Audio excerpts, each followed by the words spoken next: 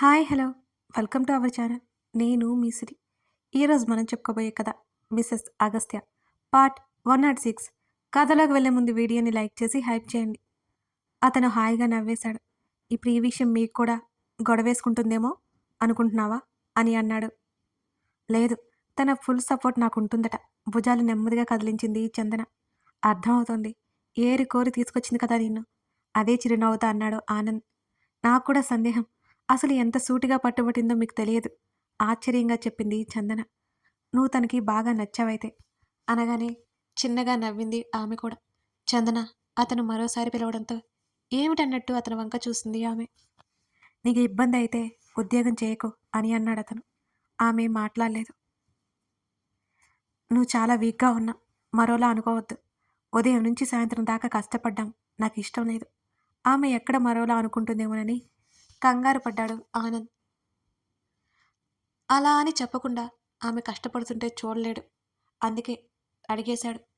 ఏమో, ఇన్నాళ్ళు కష్టానికి అలవాటు పడ్డ శరీరం ఒకరోజు ఇంట్లో ఉంటేనే వెల్తిగా అనిపిస్తోంది అని అంది. నీ ఇష్టం, నాకు అలా అనిపించింది అంతే అని చెప్పాడు. నాకు కష్టం అనిపించిన రోజు తప్పకుండా మానేస్తాను. ఆమె అతని వంక అర్థింపుగా చూసింది. నువ్వు ముఖం చిన్నబుచ్చుకోకు, నేనేం అడ్డు చెప్పను. ప్రతి ఒక్కరికి ఆర్థిక స్వేచ్ఛ ముఖ్యమే. ఫైనాన్షియల్గా స్ట్రాంగ్గా ఉండడం చాలా మంచిది. నా కూతురికి కూడా నేను అదే నేర్పించాను అని అన్నాడు. ఆమె తృప్తిగా చూసింది. Thank you. నెమ్మదిగా అతని చేతినందుకుంది. ఇది నీ ఇల్లు, నీ కుటుంబం చందన. ఈ విషయం నువ్వు గుర్తుపెట్టుకో అని అన్నాడు. నేను ఇక్కడ ఇబ్బంది పడట్లేదు, మీకేం దిగులొద్దు. నెమ్మదిగా అతని భుజం మీద తలవాల్చింది. అతని మరొక చెయ్యి ఆమె చేతి మీద చేరింది. చిన్నారి భార్యవి నువ్వు అని అన్నాడు. ఊరుకోండి మీరు మరీను. నా వయసు కనిపించడం లేదు అంతే చిరుకోపంగా వారించింది చందన. అతను సన్నగా నవ్వుతూ ఆమె భుజం చుట్టూ చెయ్యి వేశాడు. నిశ్చింతగా అతని హృదయం మీద వాలిపోయింది చందన. ఆమెకు బాగా నచ్చింది. తన కోసం ఒకరు, తనతో ఒకరు అలా తోడుండడం ఇంకా నచ్చింది. కళ్ళు మూసుకుంది. తన యవ్వనంలో కన్న కలలు ఇప్పుడు నెరవేరబోతున్నాయి. ఎన్నో కరుడుగట్టిన రాత్రుల తర్వాత పాపని పక్కనే ఉన్న పార్క్కి తీసుకెళ్ళింది శ్రీద. ఆమె ఎక్కడికి వెళ్ళినా జేమ్స్ వెనకే వెళ్తాడు. ఆమె వద్దని వారించినా అతను వినడు, అరిచినా వినడు. అగస్త్య ఆర్డర్ తూచా తప్పకుండా పాటిస్తాడు జేమ్స్. ఆమె ఇక జేమ్స్ గురించి పట్టించుకోవడం మానేసింది. పార్కులో పాపని ఆడించి ఇంటికి తీసుకొస్తుండగా జేమ్స్ కారాపు అని అంది. అతను వెంటనే కారు ఆపాడు. ఏమైనా కావాలా మేడం? నేను తెచ్చుకుంటానుగా అంటూ అవంతితో పాటు కిందకి దిగింది. అవంతి కోసం టాయ్స్ చూసి పాపకి నచ్చినవి తీసుకుని బయటికి వస్తుండగానే అరటికాయల బండి దగ్గర శ్రీకళ కనిపించింది. ఒక్క నిమిషం శ్రీధ అక్కడ ఆగిపోయింది. కానీ శ్రీకళ చేసినవన్నీ గుర్తుకు రాగానే ఆమె ఇంకొక క్షణం ఆగకుండా అక్కడి నుంచి ముందుకు నడిచింది. అక్కా! శ్రీకళ గొంతు వినిపిస్తున్న ఆమె ఆగలేదు. శ్రీకళ పరుగున వచ్చింది శ్రీధ దగ్గరికి. జేమ్స్ ఎదురు వచ్చి చేతిలో ఉన్న కవర్ అందుకున్నాడు. ఎవరో రావడంతో అతను వెళ్లకుండా అక్కడే ఆగిపోయాడు. అక్కా! శ్రీకళ పిలిచింది. శ్రీకళ వైపు సీరియస్గా చూసింది శ్రీధ. ఎలా ఉన్నావక్కా? నువ్వు మా లైఫ్లో లేవు కదా. చాలా బాగున్నాను.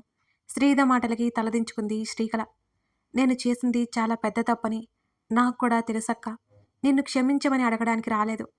అటు వెళ్తుంటే నువ్వు కనిపించావు.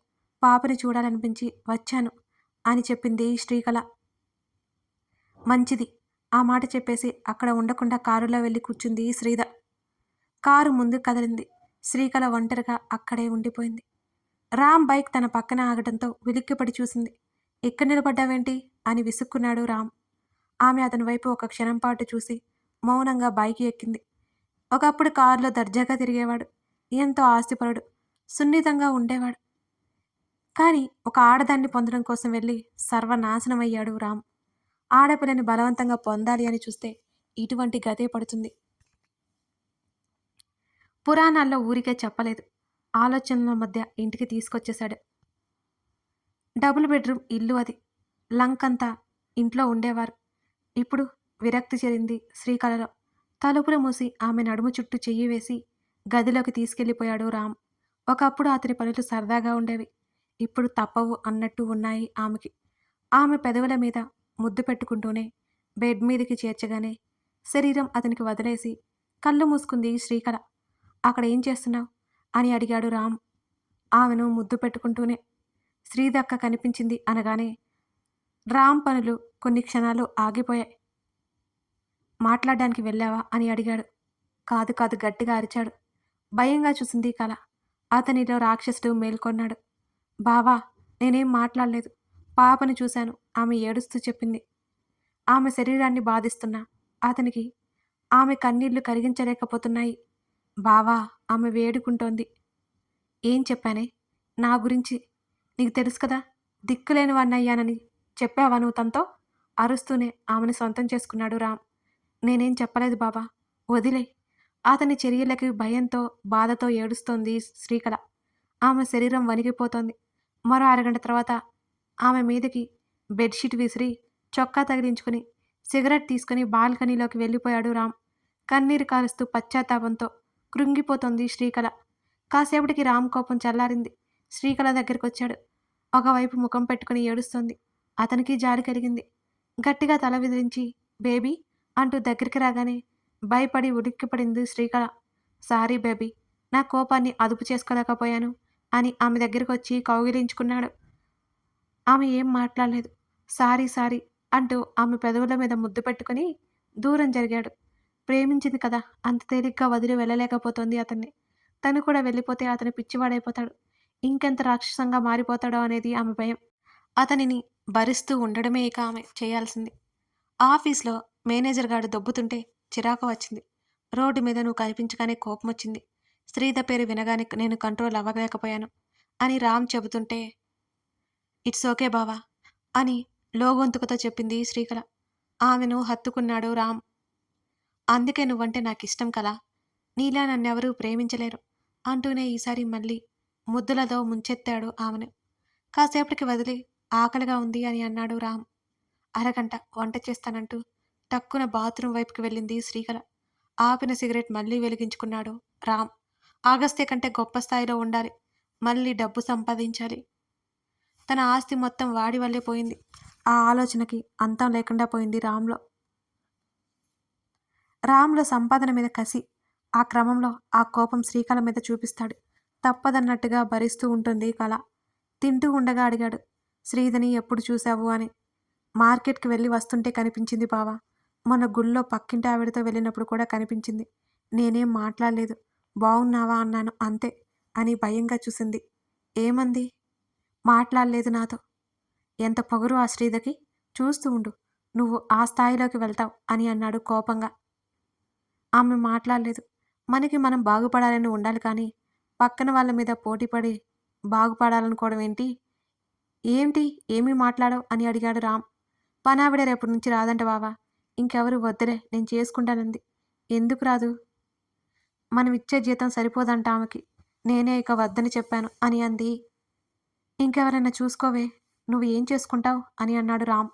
పర్లేదు బావా, ఇంట్లో ఖాళీగానే ఉంటున్నాను కదా, ఇంకొన్నాళ్ళాగు, సిచ్యువేషన్ని పూర్తిగా మార్చేస్తా అని అన్నాడు రామ్. అతనేం తక్కువ చదువుకోలేదు. ఫారెన్లో చదివొచ్చాడు. శ్రీధని కోరుకుని కష్టపెట్టాడు. అగస్త్య రామ్ ఆట కట్టించి మూలన పడేశాడు. కళ దొరకడం రామ్ అదృష్టమైతే రామ్తో ఉండడే ఆమెకి దురదృష్టం. ఇప్పుడు నేనొక విషయం అడుగుతా, కోప్పడకుండా సమాధానం చెప్పు అని శ్రీధ అనగానే ఏంటన్నట్టు చూశాడు అగస్త్య. రామ్ వాళ్ళు ఇక్కడ లేరు కదా, ఇప్పుడు ఇక్కడికి ఎలా వచ్చారు అని అడిగింది శ్రీధ. కలిశావా అన్నాడు. నువ్వు వద్దన్నావుగా, ఇక నేనెందుకు కలుస్తాను అని మూతి తిప్పింది శ్రీధ. వాడు ఎప్పుడో ఈ సిటీకి వచ్చేశాడు. ఇంకా ఏమైనా ఆన్సర్ కావాలా అని అడిగాడు ముఖాన్ని సీరియస్గా పెట్టుకుని. ఎందుకు ఇక్కడికి వచ్చారు అని అడిగింది. అక్కడ ఏం పని లేక ఇక్కడికి వచ్చారులే. కళ నాతో మాట్లాడడానికి ట్రై చేసింది కానీ నేనే మాట్లాడలేదు. చాలా మార్పు చూశాను. సన్నగా అయిపోయింది, దిగులుగా ఉంది అని చెప్పింది శ్రీధ. అందరి గురించి ఆలోచించడానికి నువ్వేం దేవత కావు. అక్కర్లేని మనుషుల గురించి ఆలోచించి జాలిపడి సాయం చేయడం మాని అని విసుగ్గా అన్నాడు అగస్త్య. నేను సాయం చేయడానికి అడగట్లేదు, ఏమైంది అని అడుగుతున్నా. ఆ రోజు అంత ఎత్తున ఎగిరిన రామ్ మళ్ళీ ఇక్కడికి ఎందుకు వచ్చాడు అని అడిగింది శ్రీధ. అక్కడ తినడానికి ఫుడ్ లేకపోతే ఇక్కడికి వచ్చాడులే అని అగస్త్య చెప్పాడు. నిజమేనా? బ్రతకాలి కదా, బ్రతకాలి అంటే ఏదో ఒకటి చేయాలి కదా, చేస్తున్నాడు. ఇక ఆ టాపిక్ వదిలేస్తేనే బెటర్. నేనేం వాళ్ళ గురించి ఆలోచించలేదు. ఊరికే అడుగుతున్నాను. అనుమానం వచ్చి అని అతని భుజం మీద వాలిపోయింది. శ్రీధ గురించి అతనికి బాగా తెలుసు. అపకారం చేసిన వాళ్ళకి కూడా ఉపకారం చేయగలదామె. ఇంకొక విషయం చెప్పనా? ఉత్సాహంగా అడిగింది. ఏంటా విషయం? మా డాడీ చందన గారు ఇప్పుడు చాలా హ్యాపీగా ఉన్నారు తెలుసా? అని అడిగింది. నీకెలా తెలుసు? స్పై చేస్తున్నా కదా. అబ్బో అన్నాడు. రవణమ్మ అక్కడి నుంచి మీటర్ పాస్ చేస్తుంది నాకు అని శ్రీధ నవ్వింది. ఈడియట్, అది వారి పర్సనల్ అని తిట్టాడు అగస్త్య. నేనేం చేయలేదు, జస్ట్ ఎలా ఉన్నారో తెలుసుకోమని చెప్పాను అని భుజాలు కదిలించింది శ్రీధ. నేను చెప్పాను కదా వాళ్ళు హ్యాపీగా ఉంటారు అని అన్నాడు అగస్త్య. ఉన్నారు ఉన్నారు, నాకు ఒక డౌట్ ఉంది ఇంకా. చెప్పు చెప్పు. అవి అక్కడ టాపిక్ మార్చకు అంది శ్రీధ. ఉఫ్, చెప్పుకో నీ దిక్కుమాల డౌట్లు అని విసుక్కున్నాడు. మా డాడీని పెళ్ళికి ఎలా ఒప్పించావో నాకు ఎప్పటికీ షాకింగ్గానే ఉంది అని కళ్ళు టపటపలాడించింది శ్రీధ. ఆమె చుట్టూ చెయ్యి వేసి దగ్గరికి లాగి, అంకుల్ పెళ్లి వద్దనడానికి కారణం నువ్వే, పెళ్లి చేసుకోవడానికి కారణం నువ్వే. అతని మాటలు అర్థం కాలేదు ఆమెకి అంత త్వరగా. ఏంటి అని ముఖాన్ని అదోలా పెట్టుకుని ప్రశ్నించింది శ్రీధ. ఆయనకి నీకు మధ్య దూరం ఏర్పడుతుందా అనే భయంతో పెళ్లి చేసుకోలేదు. కానీ ఆయన అలా ఉండడంతో నువ్వు బాధపడుతున్నావని పెళ్లి చేసుకోవాల్సి వచ్చింది అంతే. ఆగస్టు చెప్తుంటే అతని ఛాతీ మీద వాలిపోయింది శ్రీధ. తన తండ్రికి తనంటే ఎంత ప్రేమ ప్రతి సంఘటనలో తెలుస్తూనే ఉంటుంది. మరి చంద్ర గారిని ఎలా ఒప్పించావు అంటూ తల ఎత్తి చూసింది. నెమ్మదిగా ఆమె జుట్టు సవరించాడు అగస్త్య. జరిగింది మొత్తం చెప్పగానే శ్రీధ కళ్ళల్లో నీళ్లు కారిపోతున్నాయి. అవునా, మా డాడీని ఆవిడ అంత ఇష్టపడిందా? తన ముఖాన్ని అగస్త్య షర్టుకి తుడిచేస్తూ అడిగింది. ఇడియట్, షర్టు పాడవుతుంది. నేను ఏడుస్తుంటే లేదు కానీ నీ షర్టుకు వచ్చింది తిప్పలు. అయినా నేనే కదా వాషింగ్ మిషన్లో పడేసేది అంటూ మళ్ళీ ముక్కు చీతింది శ్రీధ. నువ్వేదో ఉతుకుతున్నట్టు చెప్తున్నావు అని అన్నాడు అగస్త్య నవ్వు ఆపుకుంటూ. నాకేమైనా ఉతకడం రాదా ఏంటి? నేను ఇంత బద్ధకంగా తయారవడానికి కారణం నువ్వే అంటూ అతని మీదకు తోసేసింది శ్రీధ. సరిపోయింది అని అన్నాడు అగస్త్య. నిట్టూర్చాడు. మా డాడీ ఎంత లక్కీ కదా. ఫస్ట్ టైం మా మమ్మీ ఆయన్ని ఏరుకోరి పెళ్లి చేసుకుంది. ఇప్పుడు మళ్ళీ చందన గారు. పాపం ఆవిడ ఇన్నాళ్ళు ఎవరూ లేకుండా బ్రతికింది. ఇప్పటికీ మా డాడీ దగ్గరికి వచ్చింది. ఆవిడ మా డాడీని బాగా చూసుకోవాలి. చూసుకోలేదని తెలిస్తే నేను అసలు ఊరుకోను. అయినా మా డాడీ మంచివారులే, బాగానే చూసుకుంటారు. ఎంత మంచి ఆవిడ, నిజంగా చాలా గ్రేట్. వయసులో ఉన్న ప్రేమ ఇప్పటి వరకు ఉందంటే నిజంగా నిజంగా ఆవిడ ప్రేమ చాలా స్వచ్ఛమైనది. ఆవిడ కోరుకుంటే చాలు ఆవిడ అందానికి ఎదురు వచ్చి మరీ పెళ్లి చేసుకుంటారు. ఇన్నాళ్ళు మళ్ళీ డాడీని పెళ్లి చేసుకున్నారు. అప్పటికి డాడీకి ఒక కూతురు ఉందని తెలిసిన అని ఉద్వేగంగా చెప్పింది శ్రీధ. ఏంటి నువ్వేం మాట్లాడవు అంటూ కళ్ళు తుడుచుకుని అగస్త్య వైపు కోపంగా చూసింది. ప్రశ్న నీదే, సమాధానము నీదే, ఏదో ఒకటి చేసి తగలడు అంటూ నిట్టూర్చాడు అగస్త్య. ఆ మాటకి మూతి తిప్పింది శ్రీధ. జేమ్స్ దగ్గర అవి ఉంది, వెళ్ళు, నేను ఫ్రెష్ అవ్వాలంటూ వెళ్ళిపోతున్న ఆమెను లాక్కుని నేను నీకు తోడుగా రానా అని అడిగాడు అగస్త్య. ఎక్కడికి అని అడిగింది శ్రీధ. ఫ్రెష్ అవ్వడానికి. సిగ్గుగా లేదు ఈ మనిషికి. నువ్వేం పడుచు పిల్లాడివి కాదు.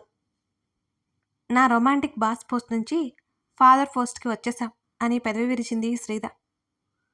ఓవర్ చేస్తున్నావేంటి అంటూ ఇంకా లాక్కున్నాడు అగస్త్య. నిజమే చెప్తున్నాను ప్రవరాఖ్య.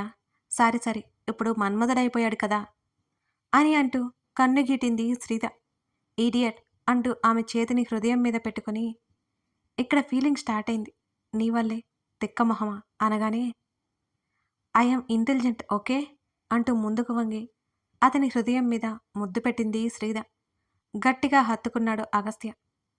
నేను డ్రాప్ చేయనా అని అడిగాడు ఆనంద్. పర్లేదు దగ్గరే కదా అని అంది కారులో తిరగడం అలవాట్లేని చందన. ఎలాగో ఆటోకి కదా ఉంటావు, అటే వెళ్తున్నాను నేను కూడా, పదా కాస్త సీరియస్గా చెప్పడంతో చందన మౌనంగా అతన్ని అనుసరించింది. కారులో కూర్చున్నాక కోపం వచ్చిందా అని అడిగింది. కోపమా, ఎందుకు అన్నాడు ఆనంద్. అది కాదండి, నేను చేసే ఉద్యోగానికి కారులో వెళ్తే ఏం బాగుంటుంది చెప్పండి, అందుకే అందుకే వద్దు అన్నాను అని అంది చందన. ఎవరు ఏమనుకున్నా అవన్నీ పట్టించుకోవడం నువ్వెప్పటి నుంచి కేర్ చేయడం స్టార్ట్ చేశావు అని తాపీగా అన్నాడు ఆనంద్. మీరు చాలా మొండి అని సీరియస్గా చూస్తుంది చందన. చిన్నగా నవ్వుకొని బ్యాంకు ముందు డ్రాప్ చేశాడు.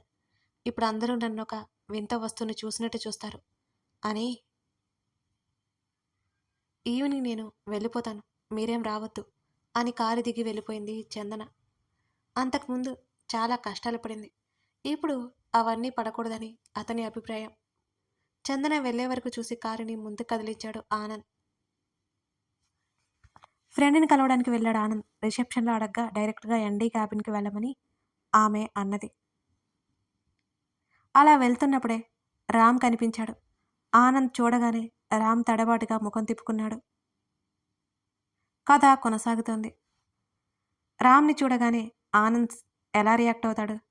రామ్ ఏం ఫీల్ అవుతాడు? అక్కడ రామ్ ఎందుకున్నాడు? ఆనంద్ వల్ల ఏదైనా జరగబోతుందా? తెలుసుకోవాలంటే మీరు తర్వాత భాగాన్ని చూడాల్సిందే. కథ నచ్చితే లైక్ చేసి కామెంట్ చేయండి. అలాగే మీ కామెంట్స్ అన్నీ చూస్తున్నానండి. కామెంట్ చేసేవారు మీకు ఈ కథ బాగా నచ్చిందని నాకు అర్థమైంది. అలాగే లైక్ చేయడం మర్చిపోకండి ఫ్రెండ్స్. అవే కదా మన స్టోరీని ఇంకొకరి దగ్గరికి తీసుకెళ్ళడానికి యూజ్ అవుతాయి. నేను చెప్పింది గుర్తుపెట్టుకోండి. మిస్ చేయకండి. Thank you.